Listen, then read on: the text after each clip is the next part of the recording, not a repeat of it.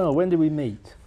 We met about 1974, the age of 14, in a youth group, a Jewish youth group thing, which we were both in, and we became friends very quickly and stayed in fairly quickly. Fairly quickly, I don't want to over-exaggerate this. And we worked on, within this youth group, we used to work on various shows and things like that together, and bits and pieces of presentations, all that sort of stuff. And we kept in contact throughout university. And then I went to America. I was in America from 82 to 86, and when I came back, we said, I was in BBC Radio, and we said, let's try an improv show thing. So we came up with the format and everything together. We did the first radio show also as a pilot, just a one-off.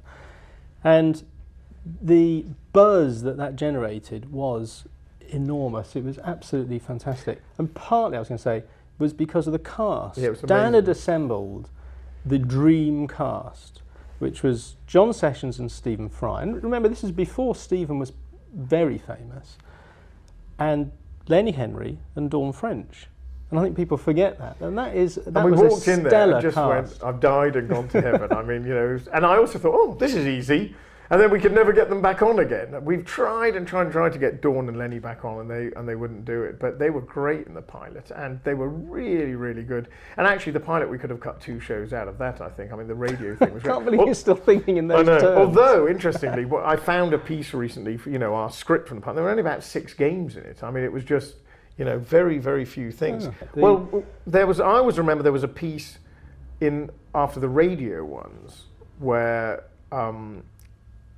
the writer, I'll remember her name in a minute, said there's queues around the block and there's something wonderful and different happening here. And I think that's what helped spark television interest. It's a piece in the Telegraph or Times, and it just said this is really something revolutionary, and people were going nuts for it. And there was this very strange thing that happened where I'd only just got a job in radio. I'd only been there about 18 months, and suddenly Hat-Trick said, oh, we've got an offer to do a pilot for Channel 4, and we thought that's great. And then we said, oh, we've got an offer to do a pilot and 6 shows, and then an offer to do a pilot and 13 shows, and this was all happening, and I was getting a call each day, and I had to sort of call my parents and say, actually, I'm going to leave the BBC, you know, and they were, all their life, they'd wanted me to get into the BBC, and I finally got in, and after, really, I mean, I'd done Saturday Night Fry, which was quite successful. This was the first proper hit, and after that one, to go straight off to television with no guarantees past that first show, was nerve-wracking. And the most nerve-wracking thing about it was the regulars on the radio one were John Sessions and Stephen Fry. And we had good extra people in it, but those were really the people that made it, definitely. And so it went to television, and it was going to be Clive in the chair and Stephen Fry and John Sessions, and that was what it was going to be. And we went to America to start auditioning people. And while I was there, we got a call saying Stephen's not going to do it. I was thinking, oh God, you know, what's that going to do? I've left my job at the BBC and we're going there, and Stephen's like, he's not going to do it. And then we got another call saying, oh, John's now not going to do it. And that was a terribly sort of frightening moment of going, well, without those two, the show just falls apart. We haven't got anything without them, and I can't believe Channel 4 will take it without them. So when we got back, we went out for dinner with John and Stephen was very good, because he said to John, look, I'm not going to do it, it's not my thing, I'm petrified doing it, but John, it is your thing, you're great at this. And he said, if it makes any difference, John, if you weren't doing it, I would still do it. Don't pull out because I'm not doing it anymore. And he talked John into doing it. And of course, without John, I think it wouldn't have worked. I mean, I think it progressed and moved into a different direction after a couple of series. But certainly for the first couple of series, John was the person that everybody talked about. He was so exciting, wasn't he? He was erudite and sort of intelligent. And he used to do pastiches of authors, and you felt the author was speaking, you know, Hemingway and Jane Austen. I mean, anybody he would do. D.H. Lawrence he did on radio, which was absolutely great. And I think he did it again on TV. No, John was brilliant. And it's actually, interestingly, for the stuff Mark and I did together, I think it was the only time we've ever had really brilliant reviews was because we had John and Stephen doing this very clever, erudite stuff, and all the reviewers loved all that. So that's marvellous. When it went a bit more populist, I think the reviews were less positive. Yes. Although I think you remember when we went to the States, we had fantastic reviews in America as well. Yes, that's and true. other things in my life I've had great reviews for. Yeah, so just, working with me, you, I think. Guess. Yeah. People have asked us why we chose Clive as the host. I mean, there was a show called The Cabaret Upstairs, and Clive was the compere of it. And in between the acts, which was basically stand-ups, he would interview people in the audience. And that was as funny as the stand-up stuff. He was just great interviewing people in the audience. He'd remember a bit of information from this guy and use it back later then. He was very, very quick. And when we were doing Whose Line and we realised that we needed to take a lot of stuff from the audience, we thought rather than making that just functional, let's make that actually a positive, interesting part of the show. And so, although Clive was actually not that experienced, and he certainly hadn't done any television, we realised that if we had him doing it, that would be a great part. And it was, and he was very quick with the audience, and when he went out and we'd get stuff for the musicals, he'd chat with them. That was 30 seconds, which was quite funny in itself. It wasn't just something that we had to do. And if you look at Clive in the early shows, it's a kind of fun game to play. You can see how nervous he is, and you can see he's sweating. I mean, the pilot. I mean, Clive actually, we did put a little piece at the beginning of the pilot where Clive said, and you'll see my very nervous brother hosting this thing. But it was extraordinary because we'd done 6 on radio and he was very comfortable doing that and excellent. And then on the pilot, I mean, he's just sitting there and he's sweating and his knuckles are white. And, as we all know, Clive got very good at doing it, very comfortable, but it does take people time. But that one, it was just extraordinary seeing it. I mean, there was such a tension there. Funny enough, the pilot's quite interesting for a number of reasons. Number one, because of the set, which my tactful friend... They designed this. I was only working part-time at this point. I was my full-time job. I worked for local authorities. I was oddly enough as a housing officer. I used to run the housing policy unit at the London Borough of Waltham Forest, and I only ever did this as a hobby with Dan. So he'd designed the set, or arranged for a designer to design the set for the pilot, and invited me to come and have a look at it. And it was like an airport terminal, this set. It was supposed to be like a sort of give the sense that it was a late night edgy comedy show, sort of a bit sort of, theatre and dangerous and improvised. And it was blue and it was bright and it was glaring light. And all of this is fair enough. There's no problem with all of this, but Mark did say it looks like an airport terminal standing right next to the designer. Which was an awkward and difficult moment. But you'll see that after the pilot, we went back to and made it red and simplified it. And there was this, and red and black. But it's interesting, the early shows, when we look back at them, they're so dark. And it was partly because there wasn't a lot of set to put light on. And over the years, you'll see we added more and more gauze, so you could put blue light onto it. And by, series 7, 8, 9, 10, it is much lighter. But the early days, I think there's some wonderful stuff in it, but it is so dark, and we're going, what was their sort of budget on how much electricity we could use or something? It's incredibly shadowy and whatever. But it was, I think at the time, it was quite unusual to have something which was that minimalist. I mean, we know there was Have I Got News, and they think it's all over in Buzzcocks, but we were the first of those really to do it, except for other kinds of similar shows which were very BBC One or ITV, which were very glitzy. And to have this sort of antidote to those shows, to have something where there was very little set, very little production values, just quite a dark sort of thing, I think was very interesting. And funny enough, that a lot of people only watched the first few series because they'd always come up and say, oh, I love that show, it's so minimalist. I mean, there was nothing there, it was just black. And it was like that for the first couple of series, but gradually we did start putting more and more set and light and stuff in.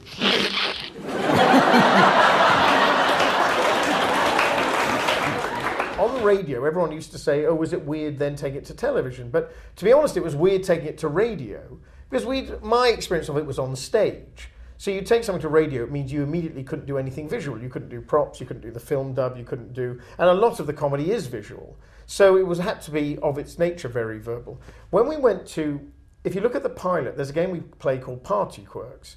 And in that one, you can see the stage origins of it because John Glover, who is guessing the thing, say, all right, John, you go off. This is what we did on stage. So he disappears. And then we say to the other three, right, you're going to be a pirate, you're going to be an airline pilot, you're going to be something else. And then he comes back on.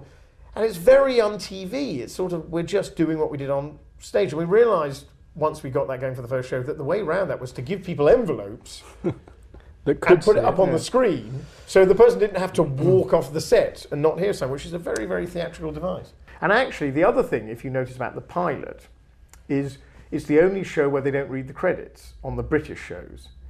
And that was because we did it in radio.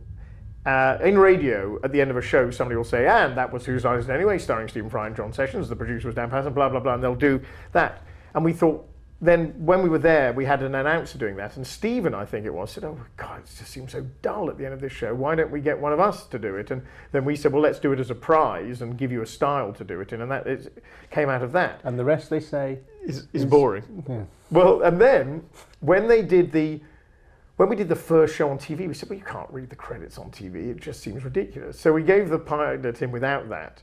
And Seamus Cassidy said, well, what happened to the thing where they were reading the credits? And we said, oh, you want that, do you? So that was fine. Then when we went to America and did the America series, they said, oh, you can't possibly have them read the credits. That was just right. You can't do that. And we said, well, it's always a great way to, no, you can't do that. You can't do that. So we did the whole series without reading the credits.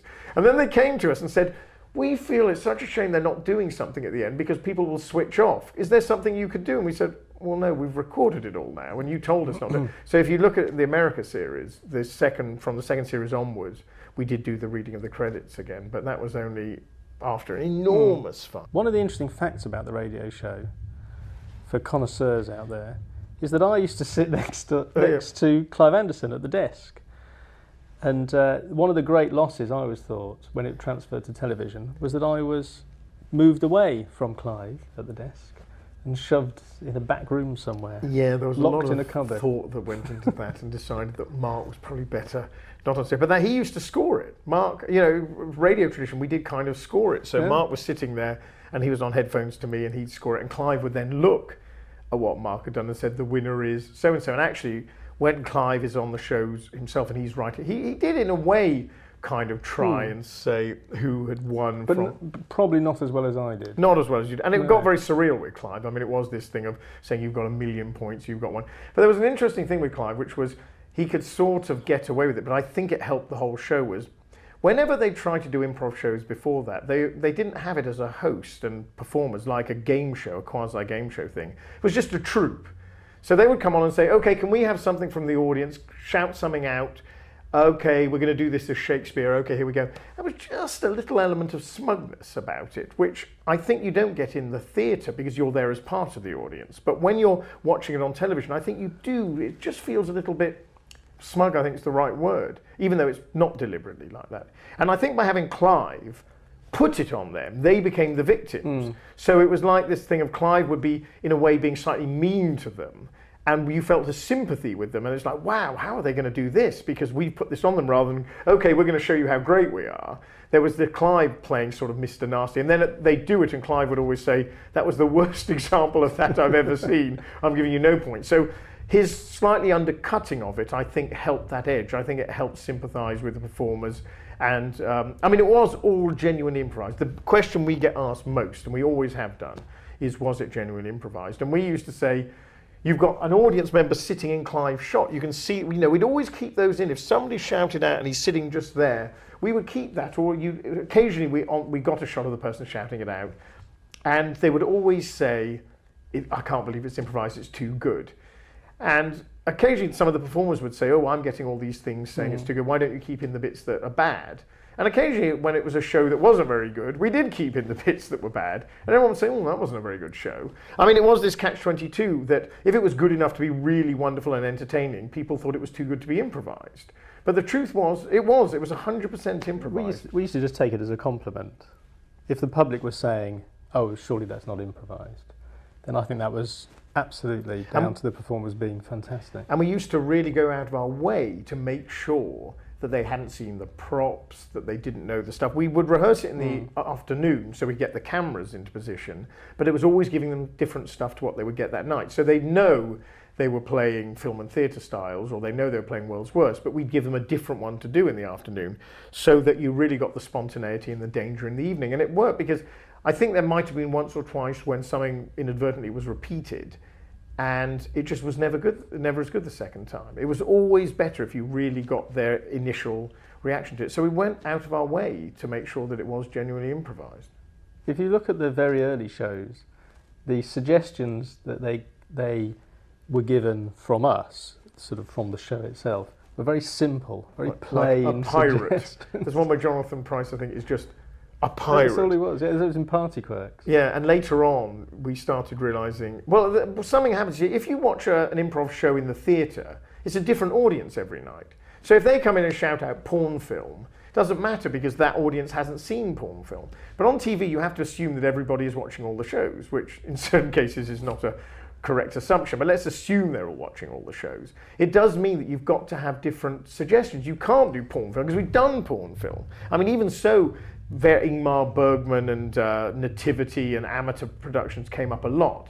But you had to assume that you were trying to make it different each time. So as you see the series go on, you know, from series 1 to 10 and even more in the American ones, more and more of the suggestions came from us because we would sit there all week working out suggestions to give them, whereas an audience will just shout out the first thing they think of. And very often they're trying to be funny. Again, they'd never see them. When you said they came from us, the performers would never know them beforehand. No, it was still completely improvised. But we, as the show, would start giving. So we would, instead of giving a pirate, would say a pirate with a case of dysentery, or you know, a pirate who only robs idiots, or something like that. That would give it more of a twist and make them interact more than just a pirate. But we did 120 episodes here and another couple of hundred in America.